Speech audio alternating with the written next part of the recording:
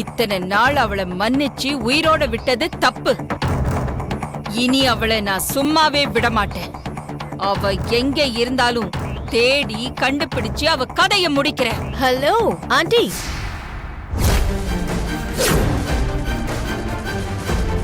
நந்தினி,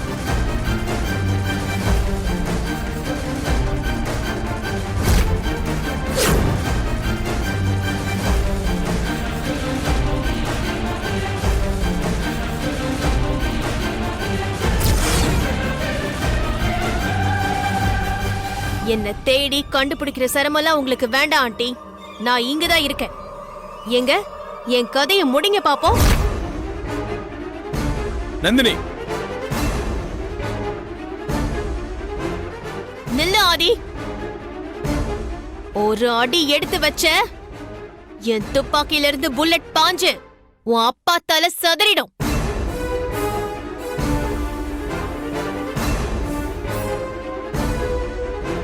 தி great ஆதிக்கடவுர் Akilandeswari பூவையும் பொட்டியும் எழுந்து தனியா நிக்க வேண்டியிருக்கும்.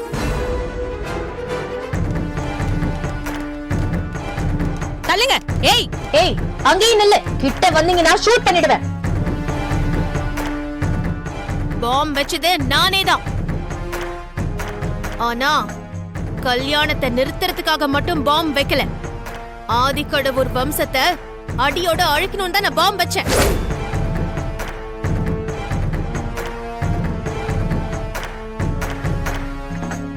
நான் வச்ச பாமை எப்படியோ கண்டுபிடிச்சு இந்த குடும்பத்தை அழிவில இருந்து காப்பாத்திட்டீங்க. ஆனா என்கிட்ட இருந்து இப்போ உன் புருஷனை யாராலையும் காப்பாத்த முடியாது.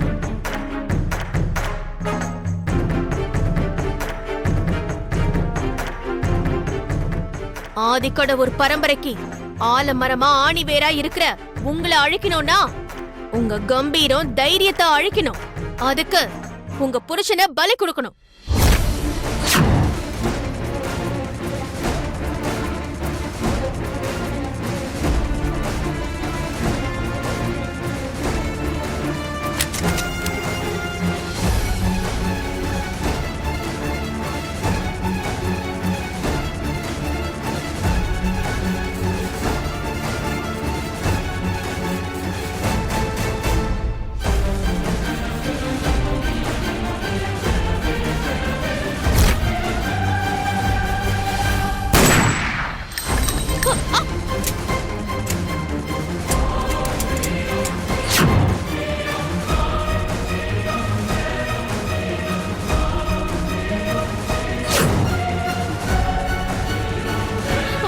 ஏய் வா விடுங்க.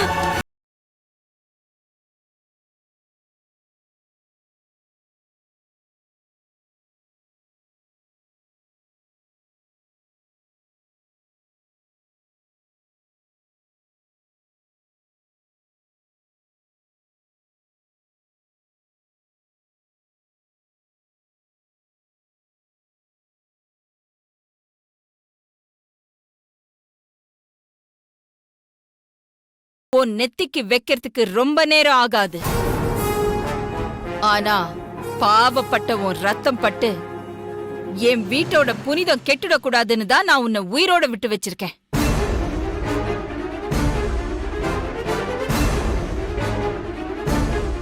இவ்வளவு இங்க இருந்து இழுத்துட்டு போங்க. வா வான்னு சொல்றல. வா வா, நான் பாத்துட்டு இருக்கேன். ஒரு நிமிஷம்.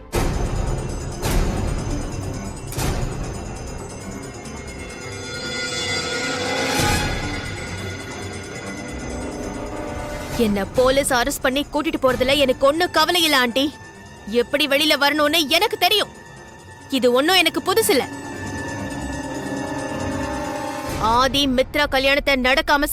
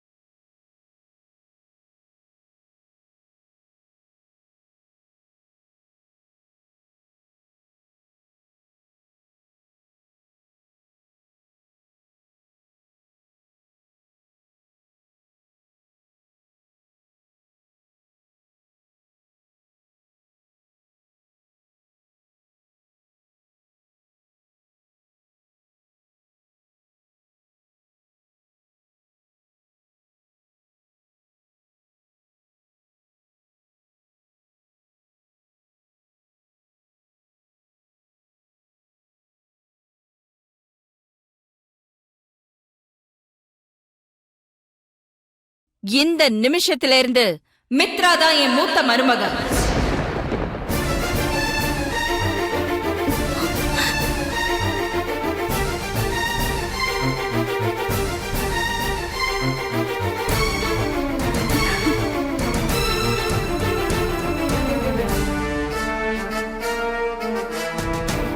ஒரு மருமகளுக்கான அத்தனை உரிமையும் இந்த நிமிஷத்துல இருந்து இந்த வீட்ல என் மூத்த மருமகளுக்கு உண்டு.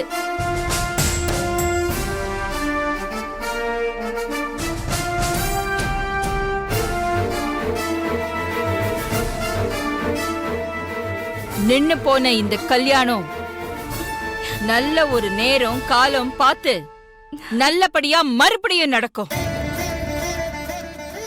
ஆதி மித்ரா கழுத்துல தாலிய கட்டுவான்.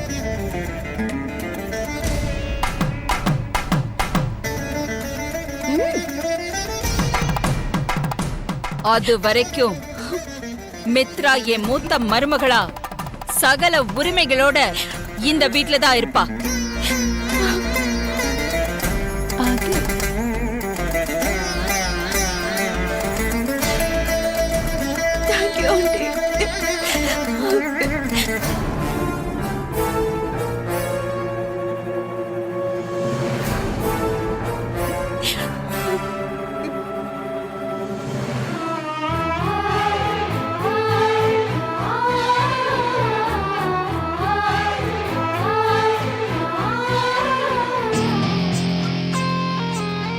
இதுக்காக தான் நந்தினி இப்படி சொல்லிருப்பா போல இருக்கு.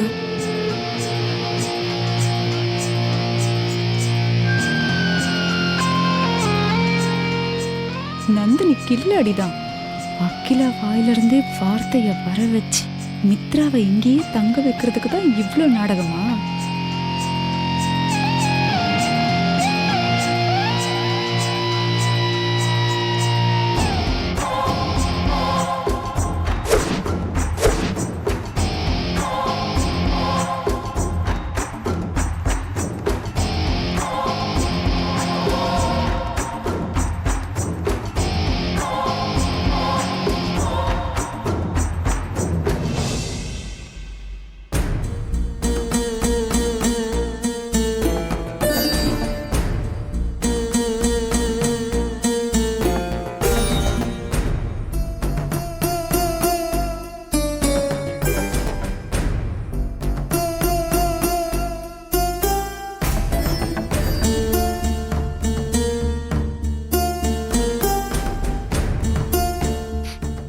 என்னாச்சு சுந்தரம்? எதுக்கு அழற? ஆதி கல்யாணம் நின்னு போனது நினைச்சுதானே? என் பொண்ணு கல்யாணமும் நின்னு போச்சும்மா.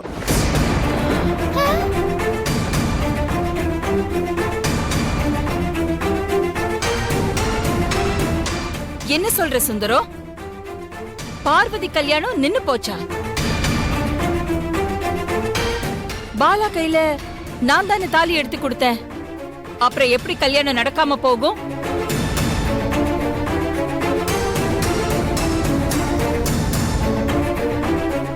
கெட்டி மேல சத்தம் கேட்டதும் மேல சத்தத்தோட திடீர்னு அந்த இடம் புகை மண்டலம் ஆயிடுச்சுல்லம்மா. அந்த புகையில இருக்க முடியாம நீங்க கூட நகர்ந்து வந்துட்டீங்க. புகை மூட்டத்துல என்ன நடந்ததுன்னு நானும் சரியா பார்க்கல.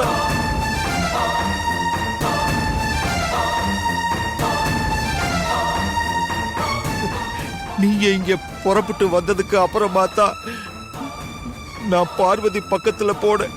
அப்போ எல்லா பொண்ணுங்க கழுத்துலயும் அந்தந்த மாப்பிள்ளைங்க கட்டின தாலி இருந்துச்சு.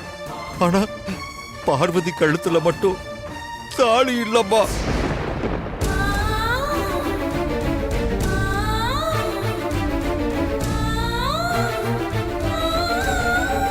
தாலி இல்லையா? தாலிய கையில வச்சுக்கிட்டு மாப்பிள்ள பார்வதியை விட்டுட்டு நடந்து போய்கிட்டே இருந்தாருமா. நான் அவரை தடுத்து நிறுத்தி என்னாச்சு, என் பொண்ணு கழுத்துல ஏன் தாலி கட்டலைன்னு கேட்டதுக்கு என் பொண்ணு மேல அபாண்டமா பழி சுமத்திட்டு போயிட்டாருமா.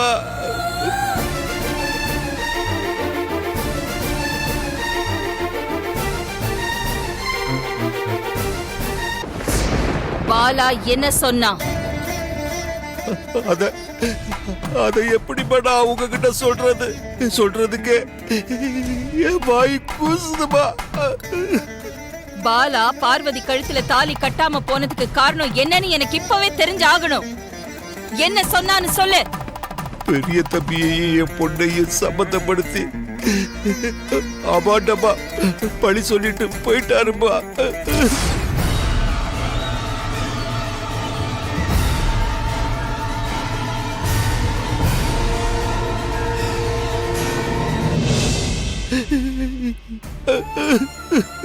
இந்த தடவையாவது என் பொண்ணு கல்யாணம் நல்லபடியா நடக்கும்னு நம்பிக்கையோட இருந்தேன்.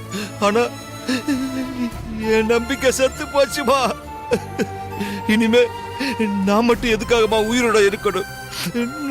நானும் செத்து போயிடுறேம்மா.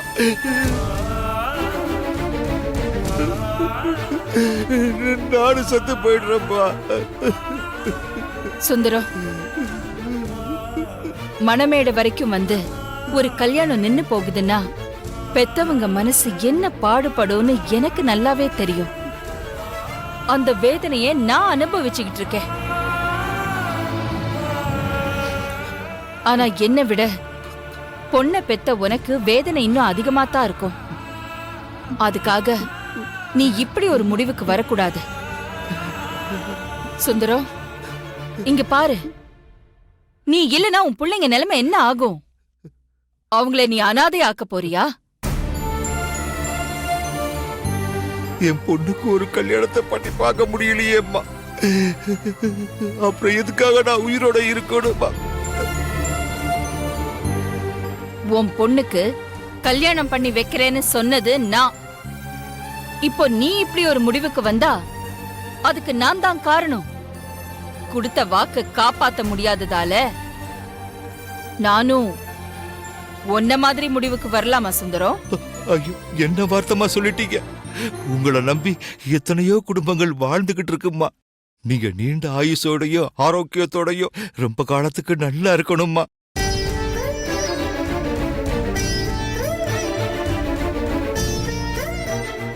உன் பொண்ணோட வாழ்க்கைக்கு நான் உத்தரவாதம் கொடுக்கறேன். நீ எந்த தப்பான முடிவுக்கும் போகாத. உன் முடிவுல ஏன் முடிவும் இருக்கு. அத ஞாபகம் வச்சுக்கோ. பார்வதி. அம்மா. சுந்தரம், பார்வதியை கூட்டிட்டு போ. நான் கிளம்புறேன்.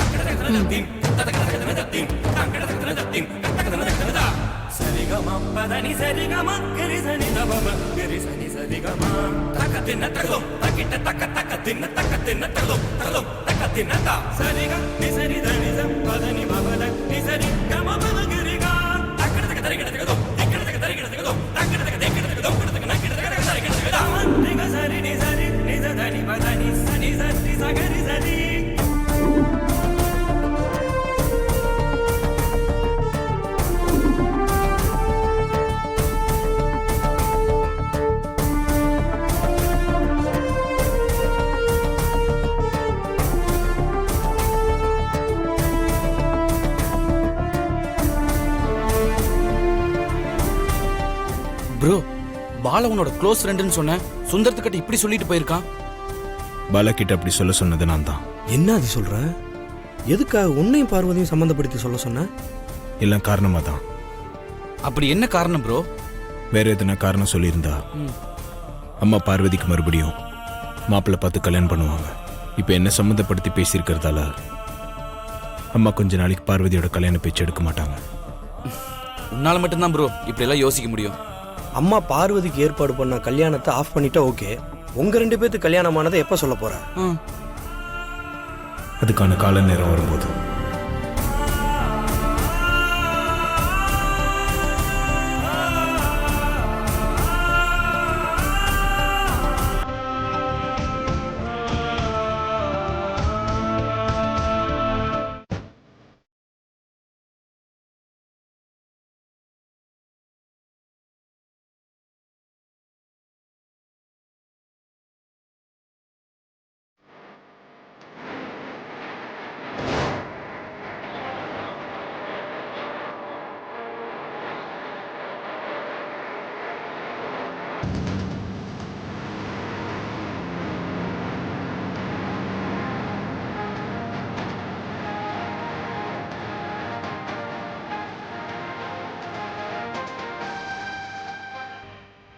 என்ன மித்ரா, நம்ம என்னென்னமோ பிளான் பண்ணி எப்படி இல்லாம முயற்சி செஞ்சும் கூட எல்லாத்தையும் மீறி உனக்கும் ஆதிக்கும் கல்யாணம் நின்று போச்சே, அதை நினைச்சு ஃபீல் பண்றியா?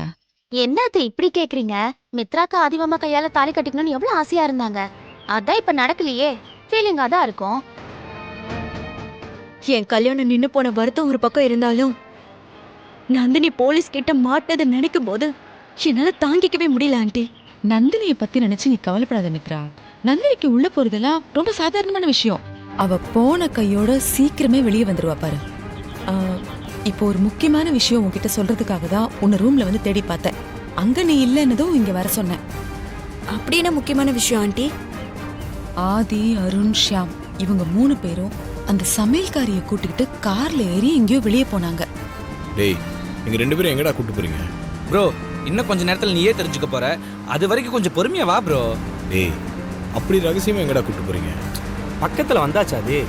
இன்னொரு 10 நிமிஷம் தான். அது வரை கொஞ்சம் பொறுமையாரு. என்கிட்ட சொல்ல ஓகே, பார்வதி கிட்டே சொல்லுங்கடா, அவ குழப்பத்தில் இருக்கா. என்ன ஆண்டி சொல்றீங்க? ஆதி, அருண், ஷாம் வெளியில போறாங்க சரி, இந்த சமையல் கறியை எதுக்காக அவங்க கூட்டிட்டு போறாங்க? ஆமா சின்னையா, எங்க போறோம்னு சொல்லுங்க. எனக்கு ஒரே குழப்பமா இருக்கு. அண்ணி, லவ் பண்ணிட்டு இருக்கும் போதே ப்ரோவை விட்டு தராது நீங்க.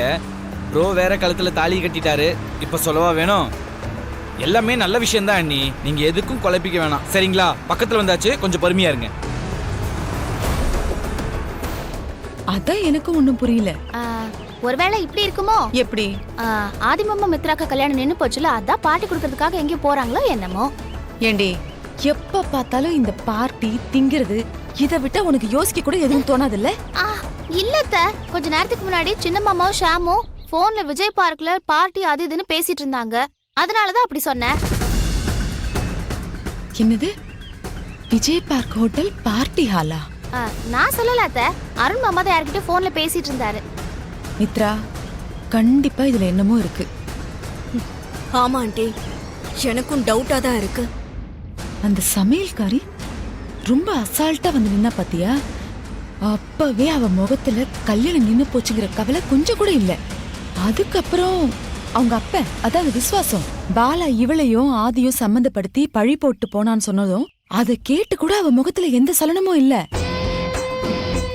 ஆதி முகத்துல கூட எந்த ரியாக்ஷனும் இல்ல ஆண்டி. ஆக 2 கல்யாணமும் நின்னு போனதுல ஆதி மாமாவும் பார்வதியும் ரொம்ப சந்தோஷமா இருக்காங்க. ஆண்டி, நீங்க வாங்க, உமா சொன்ன இடத்துக்கு நம்ம போலாம். அங்க என்ன நடக்குதுன்னு பார்க்கலாம் வாங்க. ஆமா அத்த, மித்ராக்கா சொன்னது கரெக்ட் தான். வாங்க போய் பார்க்கலாம். ஏய், அவசரம் கொடுக்க அப்படிலாம் ஒண்ணு வேணாம். நாம அங்க போய் ஆதியும் சமையல்காரியும் ஒன்னா இருக்காங்கன்னு வந்து சொன்னோம்னா உடனே இந்த ஆதி பிசினஸ் பார்ட்டி பிராண்ட் அம்பாசிடர்னு இல்லாத கதையெல்லாம் சொல்லி நம்ம கிட்ட இருந்து சமையல்காரியை காப்பாத்திடுவோம். நாம அங்க போய் பாக்குறத விட அகிலாண்டேஸ்வரியை அந்த இடத்துக்கு அனுப்பி வைப்போம். அப்புறம் பாரு, ஆதியும் சமையல்காரியும் ஒன்னா இருக்கிறத அகிலாண்டேஸ்வரி பார்த்தா அப்ப இருக்கு கச்சேரி.